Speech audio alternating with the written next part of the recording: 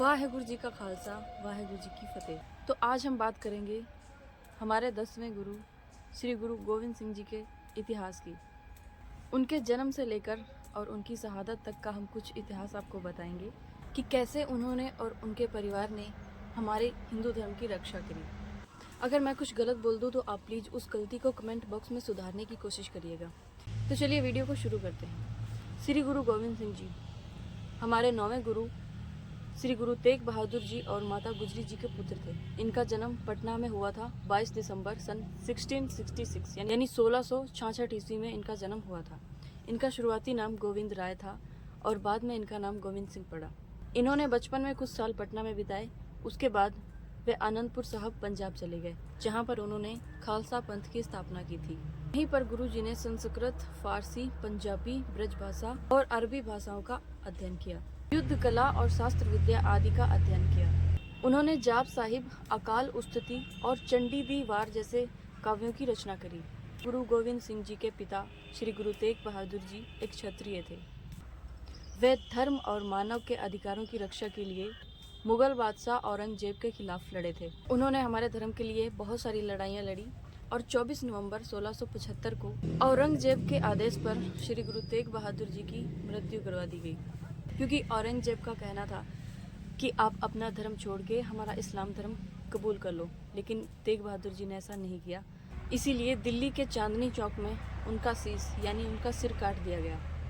जहाँ पर उनका शीश काटा गया था वो जगह आज गुरुद्वारा श्री शीशगंज के नाम से प्रसिद्ध है। जब गुरु तेग बहादुर जी दिल्ली के लिए निकले थे तो उनके साथ उनके कई साथी थे। उनमें से एक सिख थे जिनका नाम था भाई जैता जी। बाद में उनका नाम जीवन सिंह के नाम से जाना गया। जब गुरु तेग बहादुर जी का शीश काट दिया गया था तो वहाँ पे मुगलों का सख्त पहरा था। तो भाई जैता जी ने आंधी तूफान का फायदा उठाकर गुरु जी का शीश उठाया और 5 दिन की कठिन यात्रा करने के बाद वह शीश को आनंदपुर साहिब लेके चले गए और वहाँ जाके गुरु गोविंद सिंह जी को वो शीश दे दिया। उस वक्त गुरु गोविंद सिंह जी की उम्र मात्र 9 साल थी और 9 साल की उम्र में उन्होंने अपने पिताजी के शीश का अंतिम संस्कार किया आनंदपुर साहिब में। इस घटना के बाद गुरु गोविंद सिंह जी मात्र 9 साल की उम्र में सिख धर्म के 10वें गुरु बन गए थे और उन्होंने अपने पिता की गद्दी संभाली थी। अब बात करते हैं गुरु गोविंद सिंह जी के वैवाहिक जीवन की। तो कहते हैं गुरु गोविंद सिंह जी की 3 पत्नियां थी, लेकिन ये सत्य नहीं है, सच कुछ और है। केवल 10 साल की उम्र में गुरु गोविंद सिंह जी की पहली शादी हुई माता जीतो जी से, और माता जीतो जी बहुत ज़्यादा खूबसूरत थी, बहुत सुंदर थी। तो जो उनकी सास थी माता गुजरी जी, उन्होंने अपनी बहू का नाम प्यार से सुंदरी रख दिया था और बाद में उनका नाम सुंदर कौर पड़ गया। तो माता जीतो जी का ही नाम सुंदर कौर पड़ा था। तो अब लोग कहते हैं कि माता जीतो जी और माता सुंदरी अलग अलग हैं, लेकिन ऐसा नहीं है। माता जीतो जी का ही नाम माता सुंदरी रखा गया था। तो एक ही स्त्री के 2 नाम हैं, 2 स्त्रियां नहीं हैं। अब बात करते हैं कि गुरु गोविंद सिंह जी की दूसरी पत्नी कौन थी। तो दूसरी पत्नी थी साहिब कौर। शादी के कई सालों बाद गुरु गोविंद सिंह जी को दूसरी शादी करनी पड़ी थी और उन्होंने दूसरी शादी करी थी माता साहिब कौर से, जिनका दूसरा नाम था साहिब देवन जी। उन्होंने ये शादी इसलिए करी थी क्योंकि जो साहिब कौर जी के पिता थे भाई राम जी, उन्होंने अपनी बेटी का रिश्ता श्री गुरु गोविंद सिंह जी के साथ तय किया था, ये जानते हुए कि वो पहले से शादीशुदा हैं। वो चाहते थे कि मेरी बेटी गुरु जी की जीवन भर सेवा करे, इसलिए उन्होंने रिश्ते की बात करी और रिश्ता तय कर दिया। और माता गुजरी जी ने भी उनकी हाँ में हाँ मिला दी। और गुरु जी इस बात से खुश नहीं थे, वो ये शादी करना नहीं चाहते थे, क्योंकि हिंदू धर्म में और सिख धर्म में 2 शादियां करना वर्जित है। इसलिए गुरु जी ने कहा कि मैं 2 शादियां नहीं कर सकता। लेकिन माता जी के कहने पर और भाई राम जी का सम्मान रखने के लिए उन्होंने दूसरी शादी करी। लेकिन उन्होंने एक प्रस्ताव रखा कि वो साहिब कौर जी के साथ कोई भी शारीरिक संबंध नहीं रखेंगे, वे इनसे शादी करेंगे और इन्हें अपने घर रखेंगे। तो उन्होंने 33 वर्ष की उम्र में साहिब कौर जी से शादी करी और उनसे कोई भी शारीरिक संबंध न रखने की कसम खाई थी। और उन्होंने माता साहिब कौर जी को खालसा की माता का दर्जा दिया, क्योंकि उन्होंने अमृत में पतासे डालने की सेवा करी थी, जिससे खालसा पंथ का जन्म जुड़ा हुआ है। तो उम्मीद है कि आप सबको ये कन्फ्यूजन दूर हो गई होगी कि गोविंद सिंह जी की सही मायने में सिर्फ एक पत्नी थी माता जीतो जी, जिनके 2 नाम थे माता जीतो जी और माता सुंदरी जी। और जो माता साहिब कौर जी थी वो खालसा की माता थी, वो सिर्फ गुरु जी की सेवा करती थी। माता जीतो जी ने 4 पुत्रों को जन्म दिया। उनके सबसे पहले पुत्र का नाम था बाबा अजीत सिंह जी, दूसरे पुत्र का नाम था बाबा जुझार सिंह जी, और तीसरे पुत्र का नाम था बाबा जोरावर सिंह जी, और चौथे पुत्र का नाम था बाबा फतेह सिंह जी। अपने धर्म को बचाने के लिए गुरु गोविंद सिंह जी ने भी बहुत सारी लड़ाइयाँ लड़ी मुगलों के खिलाफ, लेकिन अंत में उनको आनंदपुर साहिब यानी अपना घर छोड़ना पड़ा था।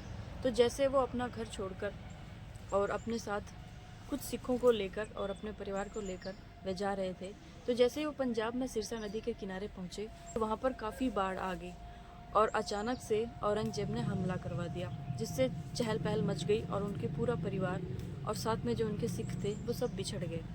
सिरसा नदी पर बिछड़ जाने के बाद गुरु गोविंद सिंह जी और उनके साथ उनके बड़े साहिबजादे अजीत सिंह जी और जुझार सिंह जी और के साथ लगभग 40 से 42 सिख चमकौर साहिब की तरफ चले गए थे।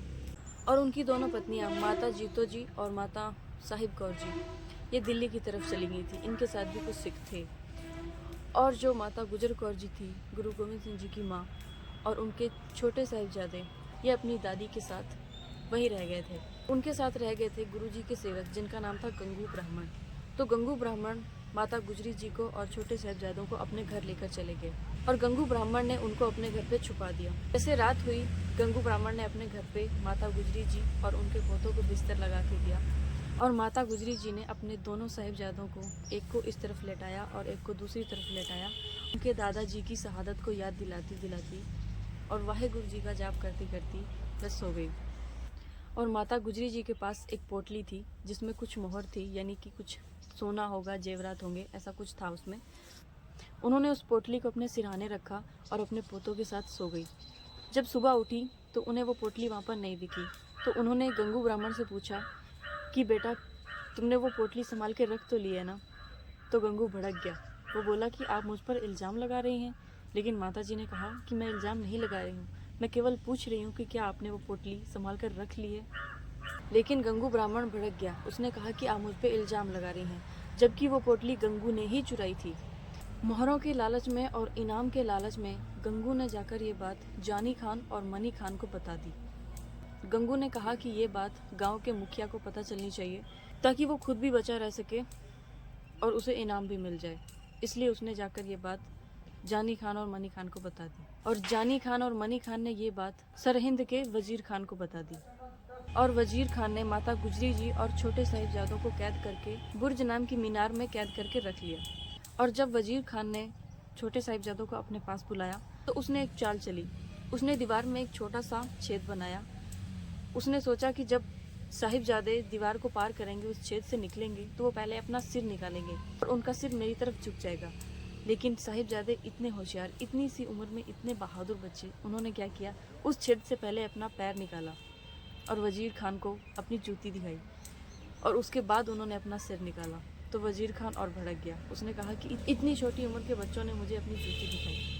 वजीर खान ने कहा कि आप अपना धर्म जो है वो छोड़ दो, इस्लाम धर्म कबूल कर लो, हम आपको छोड़ देंगे।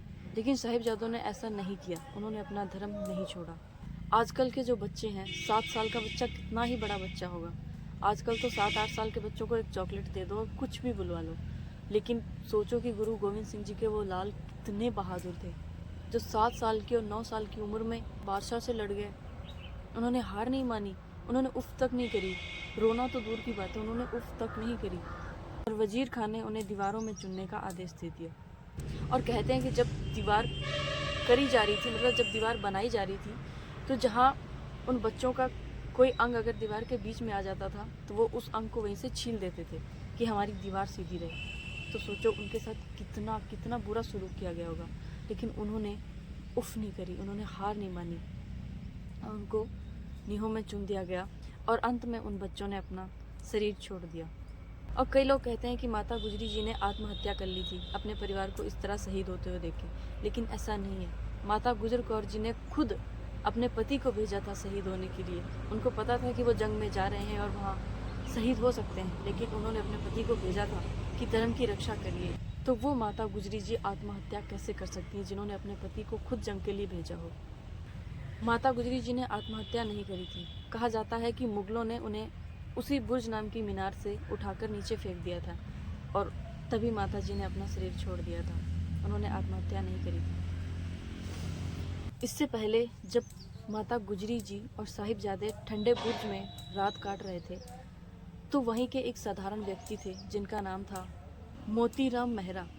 मोतीराम मेहरा को तरस आया और मोतीराम मेहरा जी ने साहिबजादों के लिए और माता गुजरी के लिए दूध गर्म किया और वहाँ के मुग़ल के जो सेवक थे उनको रिश्वत दी। उनके पास जो भी उनकी जमा पूंजी थी उन्होंने मुग़लों को रिश्वत दी और वो दूध साहिबजादों और माता जी के पास पहुँचाया और उनको गर्म दूध पिलाया।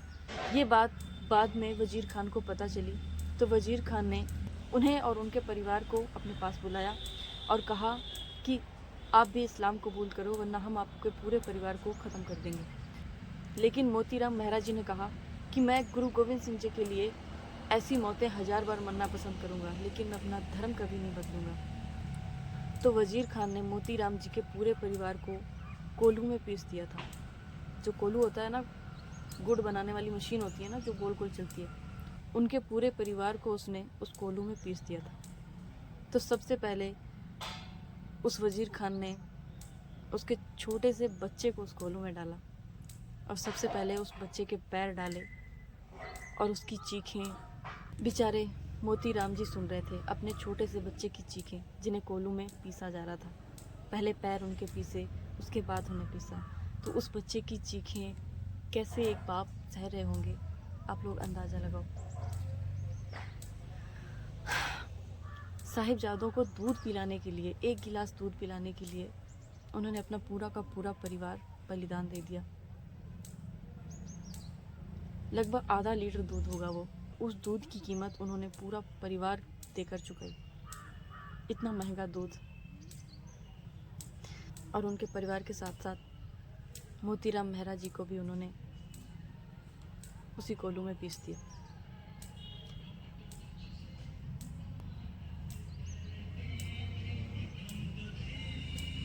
जब माता गुजरी जी और छोटे साहिबजादे अपना शरीर छोड़ चुके थे तो वज़ीर खान ने आदेश दिया कि इनका अंतिम संस्कार नहीं होगा, इनका शरीर ऐसे ही पड़ा रहेगा। वो चाहते थे कि इनके शरीर का अपमान हो। लेकिन वहीं के एक दीवान थे डोडरमल जी, उनको ये बात पता चली। दीवान डोडरमल जी एक व्यापारी थे और गुरु गोविंद सिंह जी के भक्त थे। उन्होंने वज़ीर खान जी से ज़मीन मांगी कि हमें इनका अंतिम संस्कार करने दो। तो वज़ीर खान ने कहा कि आप सोने की मोहरें, सोने के सिक्के लाइए और ज़मीन पर बिछाइए, और वो भी ऐसे नहीं बिछाने हैं, ऐसे बिछाने हैं, मतलब सिक्के को खड़ा करके रखना है और जितने सिक्के जितनी ज़मीन पर रख पाओ उतनी ज़मीन तुम्हारी।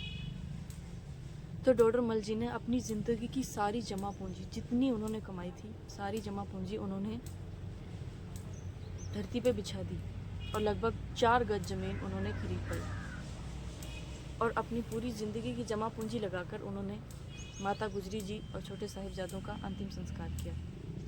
और गुरु जी के बड़े साहिबजादे जो चमकौर के युद्ध में मारे गए थे, और जब चमकौर में युद्ध हुआ और लगभग 32 सिख मारे गए और बड़े साहिबजादे जी मारे गए, तो गुरु गोविंद सिंह जी वहाँ से भाग निकले क्योंकि उन्हें जिंदा रहना था। और जब वे भागे तो वे एक जंगल में जाके छिप गए और वहाँ पे उन्होंने देखा कि कुछ कांटे वाली झाड़ियाँ थी जो चारों तरफ से घिरी हुई थी। तो गुरुजी उन कांटों वाली झाड़ियों के अंदर एक पत्थर का तकिया बनाकर उन्होंने रात बिताई। और जो कुछ सिख वहाँ पे जिंदा बचे थे वो भी गुरुजी के पीछे भागे और उन्होंने गुरुजी को उन कांटों की झाड़ियों में लेटे हुए पाया। सिरसा नदी के विछोड़े में माता जीतो जी और माता साहिब कौर जी भेस बदलकर वहाँ से निकल गई थी और पहले वो दिल्ली की तरफ गई, उसके बाद फिर वो आनंदपुर साहिब चली गई और उसके बाद वो गुरुजी से मिल गई। और उसके बाद माता साहिब कौर जी की मृत्यु हो गई दिल्ली में, जो जगह आज बाला साहिब गुरुद्वारा के नाम से प्रसिद्ध है। और माता जीतो जी की मृत्यु हुई थी पंजाब में आनंदपुर साहिब में। औरंगजेब की मृत्यु हो जाने के बाद गुरु गोविंद सिंह जी ने मुग़ल बादशाह बहादुर शाह के साथ समर्थन किया। इस दोस्ती को देखकर जो सरहिंद के नवाब थे वज़ीर खान, वो घबरा गए और उसने क्या किया, पीछे 2 पठान लगा दिए जो गुरुजी के साथ दोस्ती का दावा करके साथ रह रहे थे, लेकिन वो गुरुजी की हत्या करना चाहते थे। और मौका देखकर उन पठानों ने गुरुजी पे वार कर दिया और उन्हें काफ़ी गंभीर घाव दिए। एक घाव उनके दिल के नीचे लगा, उन्होंने चाकू से या तलवार से किससे भी मारा होगा, तो गुरुजी के दिल में एक घाव दिया। इतने गंभीर घाव के कारण गुरुजी को अपना शरीर छोड़ना पड़ा। तो ये थी गुरु गोविंद सिंह जी और उनके परिवार के इतिहास की कुछ बातें जो मैंने आपको बताई। और अगर आपको इसमें से कुछ गलत लगी हो या मुझे ना पता हो तो आप प्लीज़ मुझे कमेंट में बताइएगा। और ये भी बताइएगा कि ये जानकारी कैसी लगी, क्या आपको ये सब पहले से पता था या नहीं पता था, आप लोग मुझे बताइएगा। मैंने कुछ चीज़ें जो मैंने गूगल पे देखी थी, जो कि इनका जन्म है ना, इनकी मृत्यु कब हुई थी, किस दिन हुई थी, ये सब मैंने गूगल पे देखी। बाकी बातें मुझे अपने बड़े बुजुर्गों से, और हम लोग गुरुद्वारा साहिब में जाते थे तो वहाँ से कुछ बातें पता थी। तो मैंने सारी बातें जितनी मुझे पता थी मैंने आपको बताई। तो आपको ये जानकारी कैसी लगी मुझे कमेंट करिएगा और इस वीडियो को ज़्यादा से ज़्यादा शेयर करिएगा ताकि सबके पास ये वीडियो पहुँच सके कि हमारे हिंदू धर्म को बचाने के लिए गुरु गोविंद सिंह जी ने कैसे बलिदान दिए, और उनके जो साथी थे, उनके जो सेवक थे, उन्होंने अपने पूरे के पूरे परिवारों का बलिदान दे दिया हमारे सिख धर्म को बचाए रखने के लिए, हमारे हिंदू धर्म को बचाए रखने के लिए। कई लोग हैं जो सिख और हिंदू को अलग समझते हैं। सिख कहते हैं कि हम हिंदू के पास नहीं जाएंगे और हिंदू कहते हैं कि हम सिख के पास नहीं जाएंगे, एक दूसरे को दुश्मन समझते हैं, लेकिन ऐसा नहीं है। गुरु जी ने हिंदू धर्म को बचाने के लिए सिख धर्म बनाया और लड़े और अपने पूरे के पूरे परिवार वार दिए हमारे हिंदू धर्म के लिए। तो आप लोग गलत फहमियों से बाहर आइए और सब लोग एकजुट होकर रहिए। अगर आपका मन करे तो मेरे चैनल को सब्सक्राइब कर लेना। वाहेगुरु जी दा खालसा, वाहेगुरु जी दी फतेह।